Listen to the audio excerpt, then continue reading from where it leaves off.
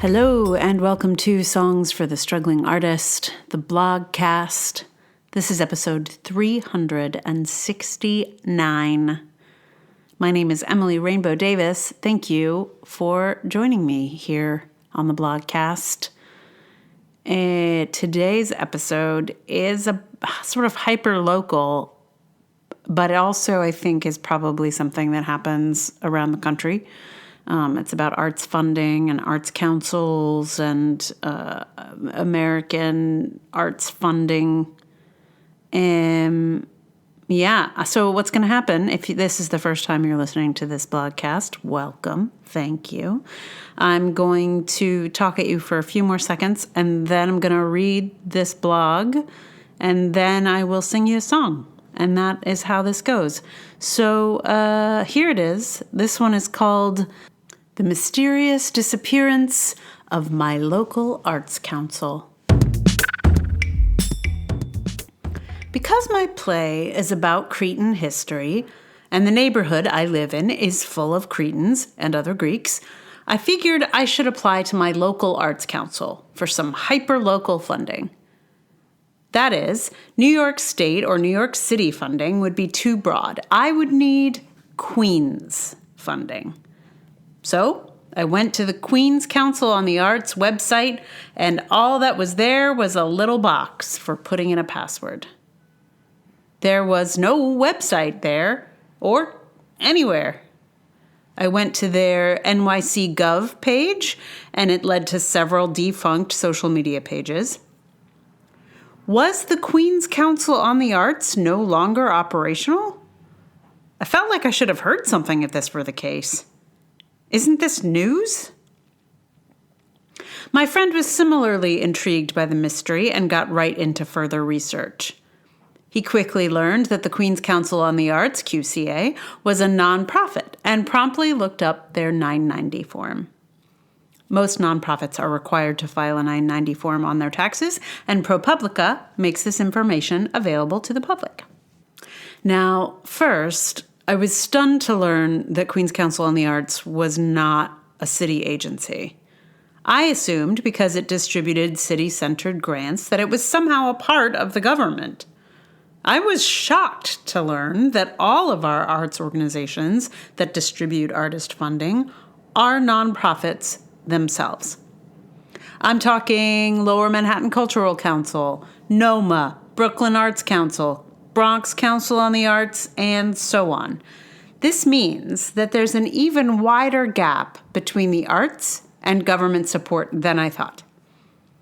The state gives the state agency on the arts a chunk of money to contribute to the arts, and then the state distributes funds to local arts councils.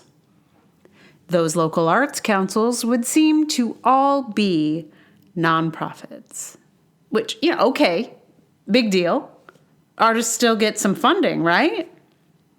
Yes, but let's look at my local arts council just for an example here. What we learned from their 990 was that last year, Queens Council on the Arts was an approximately $1.5 million operation. They gave away about $400K to artists. This is the sole purpose of this organization, by the way. It doesn't do other things. It only exists to distribute local grants to Queens artists. But they spent about twice what they gave away in 2022. A third of their budget went to artists, and 2/3 went to maintaining the organization, things like rent and salaries. If the other arts organizations are the same, we, as a society, are paying 2/3 of our paltry arts budgets to distribute the other third. Lower Manhattan Cultural Council has a $4 million budget, and in 2021, it gave away only $300,000 more than the Queens Council on the Arts. It makes it so clear that as a society, we value gatekeeping more than artists at something like a ratio of 2-1, or as much as 4-1. I feel this, of course, walking around in the world. I know how little the culture values what I do, But seeing the cold, hard numbers really disturbs me. It's so plain. So what happened to Queen's Council on the Arts? Because it's a nonprofit, like any other nonprofit, it can fold and disappear. Google Maps says it is permanently closed. No word about where Queens residents are meant to seek their Queens-specific funding. I found that an arts organization I know and love has absorbed the grant distribution, but I only found out about that because I asked in my local subreddit. Artists will not be likely to find it that way. Though this particular arts organization that has taken on the responsibilities of a former $1.5 million organization has an unusual amount of integrity, it seems pretty wild that our arts funding is this haphazard. What do we pay our gatekeepers that double rate for if their organizations are just going to fold without notice, leaving artists wondering where they're supposed to go? I find this whole system quite shocking, particularly since the applications for these things are so onerous and no one pays artists to write them, but the state pays administrators generous salaries to read them. How about they just take the money they would have paid the Queen's Council on the Arts to administer and read applications and just have a lottery to give away 3 times the money they usually do to artists? But I can hear people saying, who will decide what is worthy and not worthy? What is good and what is bad art? To be frank, I'd rather we fund a lot of art, good and bad, than keep up this gatekeeping business, especially since the gatekeeping business is so lucrative, except for when they go out of business. But I will have more to say about good and bad art another time. In the meantime, I'm going to be looking for some hyper-local funding some new way. So if you're here in Queens like me and you're looking for where to find these grants, they are now administered by Flushing Town Hall. And Flushing Town Hall, honestly, is one of the greatest arts organizations we have. They have a lot of integrity. They're actually pretty amazing organization. So all is not lost. That is where you find them. Not that that information was available anywhere when I went looking. I only found out, as I said, by going to the Astoria subreddit and asking some, and that's how I discovered. So, but yeah, if you're looking for those grants, they are under the auspices of Flushing Town Hall. I don't know what happened. I still don't know what happened. Someone said that there's a new building in Long Island City, but they still don't have a website, and all of their social media is, dead. So I don't know. I don't know what's going on there.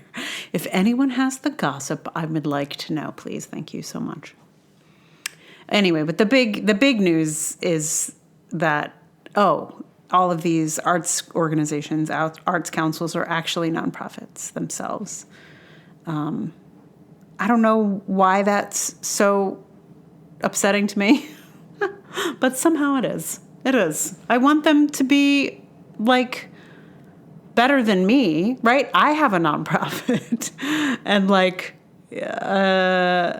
yet the state gives them the money? I don't know. I think it's very strange.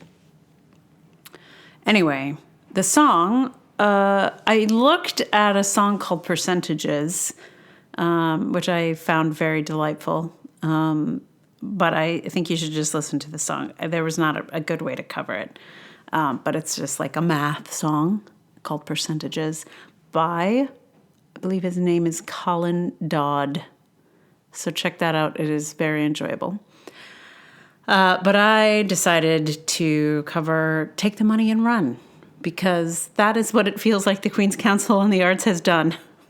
They took the money for a long time, actually, and then they ran. So it's like a different grift than robbing a man while in his castle. That's sort of a bastardized lyric from Take the Money and Run. Anyway, it's not like criminal. It's just like how we do things. But how we do things feels a little bit like taking the money and running. So I'm going to play for you very shortly, Take the Money and Run by the Steve Miller Band. Can you believe it? I can't. I cannot believe it. But believe it, because it's about to happen. Meanwhile, thank you so much for listening. If you like this podcast, please tell someone about it.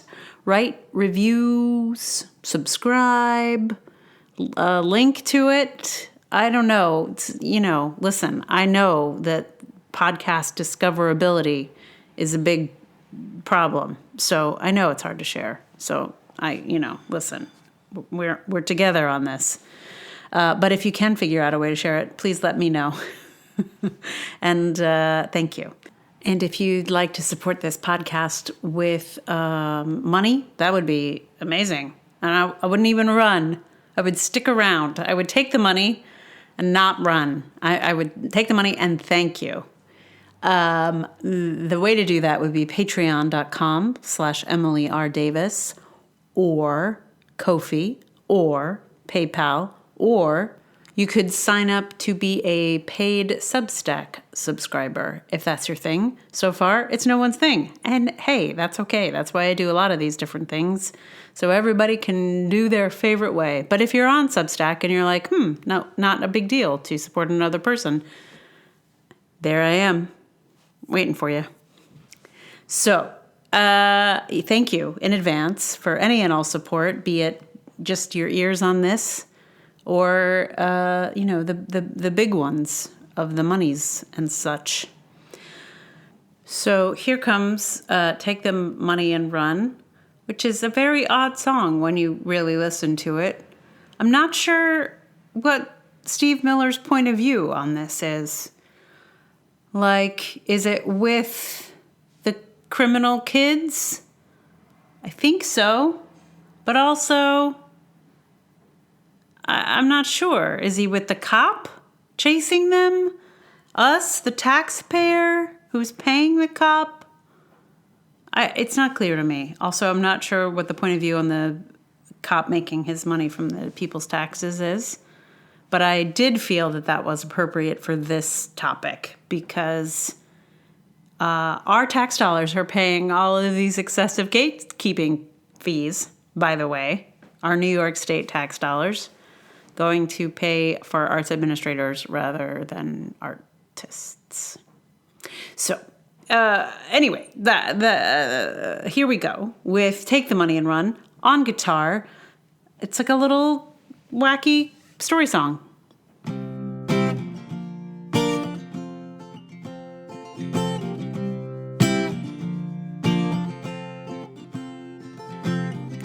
This here's a story about Billy Joe and Bobby Sue, two young lovers with nothing better to do than sit around the house, get high, and watch the tube. And here's what happened when they decided to cut loose. Headed down to old El Paso. That's where they ran into a great big hassle. Billy Joe shot a man while robbing his castle. Bobby Sue took the money and run. Oh, oh, oh. Go on, take the money and run. Go on, take the money and run. Oh, oh, oh. Go on, take the money and run. Go on, take the money and run.